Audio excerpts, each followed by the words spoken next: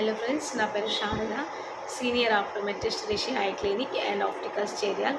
ఈరోజు నేను దేని గురించి తెలియజేయబోతున్నాను అంటే, కంట్లో దుమ్ము లేదా ఏదైనా పడినప్పుడు ముందుగా ఎలాంటి జాగ్రత్తలు తీసుకోవాలి, ఇప్పుడు ఖచ్చితంగా డాక్టర్ని సంప్రదించాలి అనేది తెలియజేయబోతున్నాను.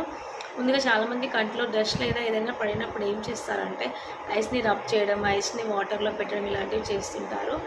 వాటర్లో అస్సలు పెట్టొద్దండి, ఎందుకంటే వాటర్లో ఉండే డస్ట్ వల్ల ఐకి ఇన్ఫెక్షన్ అయ్యే అవకాశం అనేది ఉంటుంది. ఐస్ రబ్ చేయొద్దు. ఐస్ రబ్ చేస్తే నల్లగుడ్లో టిష్యూస్ డ్యామేజ్ అవుతాయి, దానివల్ల చూపుకి ఇబ్బంది అయ్యే అవకాశం ఉంటుంది. కాబట్టి ముందుగా ఏదైనా పడినప్పుడు ముందుగా ఫేస్ వాష్ అంటే ఐస్ని మంచిగా వాష్ చేసుకోవాలి.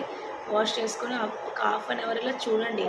ఈ హాఫ్ అన్ అవర్లో కళ్ళు వాచినా, లేకపోతే రెడ్గా అయినా, కళ్ళ నుంచి వాటర్ వచ్చినా, ఐస్ ఓపెన్ చేయలేకపోయినా ఖచ్చితంగా డాక్టర్ని సంప్రదించాలి. తర్వాతనే డ్రాప్స్ అనేవి వాడాలి. ఇంకా కొంతమంది మెడికల్ షాప్లో డ్రాప్స్ తెచ్చుకొని వేసుకుంటారు.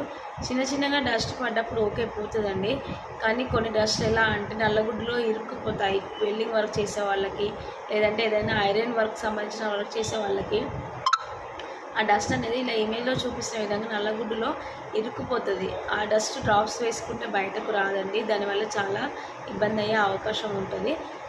అది కొన్ని నీళ్ళతో తీసేస్తారు. కాబట్టి మీకు ఎప్పుడైనా ఐస్లో ఏమన్నా పడితే ఇలాంటి జాగ్రత్తలు పాటించి ఖచ్చితంగా దగ్గర ఉన్న డాక్టర్ లేకపోతే క్లినిక్లో చూపించుకొని